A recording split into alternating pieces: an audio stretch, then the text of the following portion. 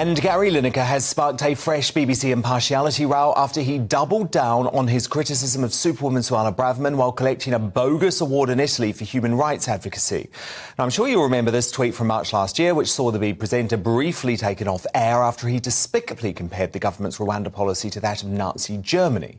Well, after collecting this amnesty gong for being a multi-millionaire lefty loudmouth online, Lineker bragged to the hard-left broadcaster Channel 4 that he'll continue to speak out against the government and claimed there's nothing the BBC can do about it. Watch. It does clearly cross into a political area where it's talking about the government. I disagree with their policy. I think most people do. I don't know whether it will actually be even legal. We'll see if anyone ever does actually go there.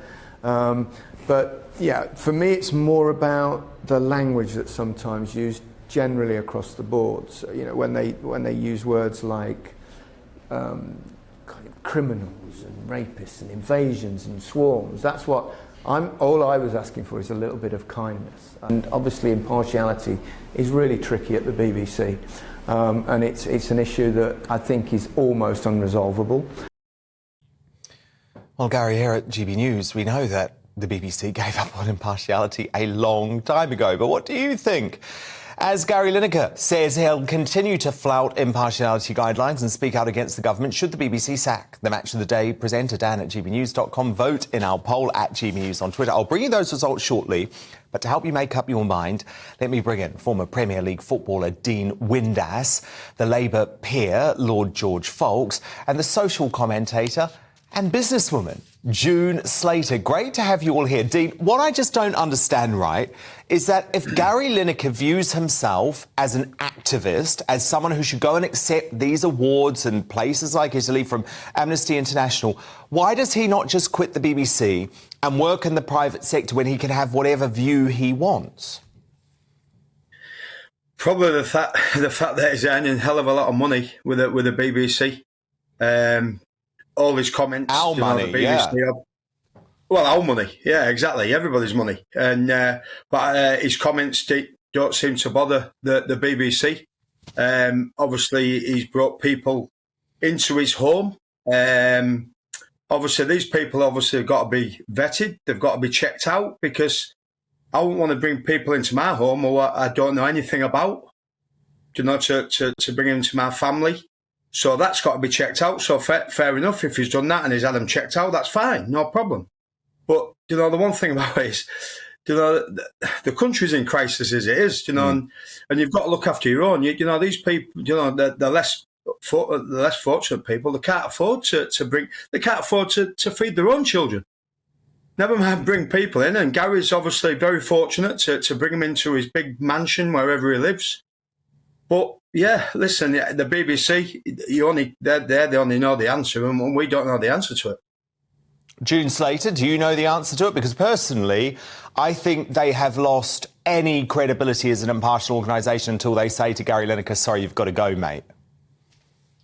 Well, I don't know about people wanting more immigration. I think what they'd like to see from Gary Lineker is perhaps the award should be given to the British people for their tolerance this last few years, because Parliament, both sides, have been absolutely useless. The eunuchs, the castrated, they've just got mouths that say things that never happen. Rishi Sunak is not a leader. He's in the wrong job. He should be a supply teacher.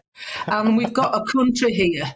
We've got a country here that is so overpopulated with chances, and what the left seem very difficult. It seems like an almost impossible task to actually admit that there are refugees, there are chances, and there are criminals all coming in under the same guise. And the easiest way to do this, Rishi Sunak, is forget the Rwanda idea. I think it's absolutely preposterous. The easiest thing to do is when they're getting off the NGO boats and they're in the waters, you turn around and you say, ID. Yeah. I can't get back in my own country and I live here and I'm not criminal. Indeed. But June, look, the thing is, Lineker would completely disagree with that. And he has a right to disagree with you on that. But what my point is, he doesn't have a right to continually push these views when he's paid by us to be the BBC's main presenter.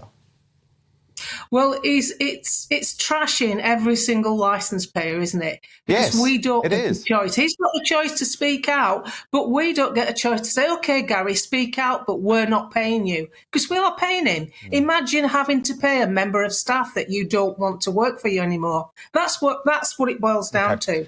Well, Most licensing payers. I want to bring in the Labour peer, Lord George Fawkes, now, because, Lord Fawkes, you think we're completely wrong on this and you back Lineker all the way. But don't you understand why it's annoying for us to see this guy paid for out of our taxpayer-funded money? Your biased and tendentious introduction to this piece shows the people exactly why we need an impartial channel like the BBC. But they're not impartial. Wait a minute, Dan. I travel all over Europe, and the BBC is respected in every country. It is widely respected as the most impartial, the most respected broadcaster in the whole of the world, unlike GB News with respect. And Gary Lineker has the right, just as you have. He is a voter. He is a taxpayer. He has the right to express. But I'm not paid for by taxpayers, Lord Fawkes. Do you not understand the fundamental difference there? I do express my opinion, but I'm funded by the private company. Who pays you, Dad? My boss is at GB News. Where does GB News get its money from? They are a privately owned company. Well, where does it get its money from? Where do the private owners get the money from? What do you mean? They get it from us. They get it from people like us, of course. It's just like the newspapers.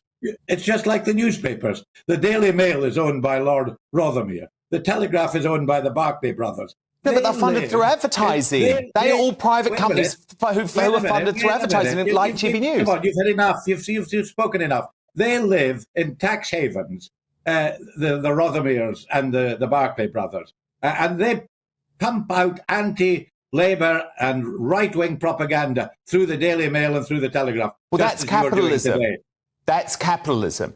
And you must understand that there is a real difference with the BBC allowing their main presenter to spout highly politicised garbage on a constant basis. And I would just pick you up on one thing, Lord Fawkes. Do you genuinely believe that the BBC was unbiased, for example, over the course of the Brexit referendum? Because even the bosses of the BBC have admitted that they weren't. Well, let's...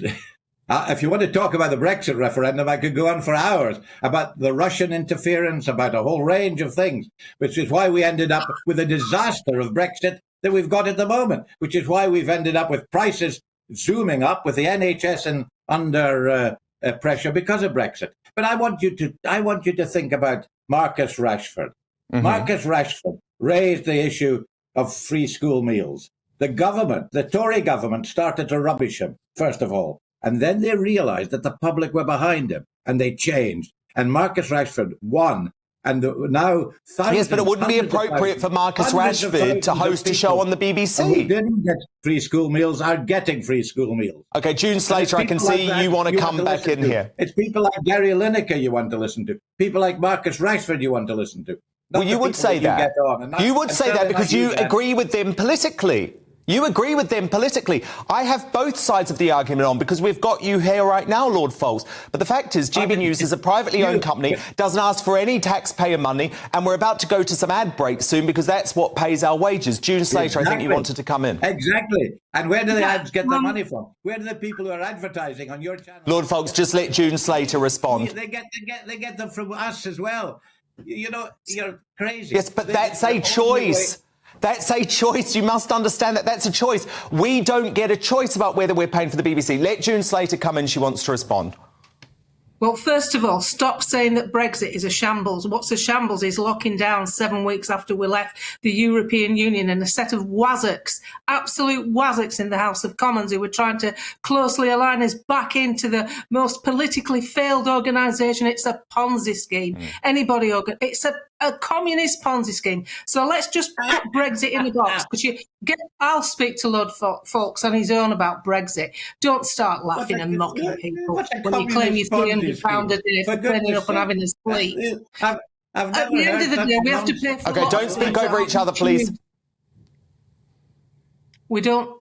Lord Fawkes has had his say. And at the end of the day, with Gary Lineker, describe a communist Ponzi scheme. I've never heard such nonsense. Lord Foulkes, let June Slater make a final point about Gary Lineker, please. Gary Lineker is paid directly by the taxpayer. Any other news channel is not paid in that way. And as a taxpayer who's paying for him, I have a right to say I'm not happy with the employee that I'm paying for. And therefore, he should reel his neck in, and he should thank the British people. Let's see Gary Lineker. Okay, final word to Lord Foulkes. Lord Foulkes wants to make a final point. We'll let him make a final point, Lord Foulkes. Of course, you have the right to say that. That's what I'm saying. Just as you have the right, just as Dean has the right, just as Dan has the right, even though he talks total nonsense, you have all the right to say it. But so does Gary Lineker. And then you're oh, yes, I'm glad you agree he speaks nonsense. Because you don't want to hear his point of view. Well, no, I'm happy to hear it. I'm not happy to pay for it, and I think there's a fundamental difference. So, look, thank you for the spirited debate. Dean Windass, Labour peer Lord George Foulkes, and the social commentator June Slater. But who do you agree with on this? Should the BBC just sack Gary Lineker now?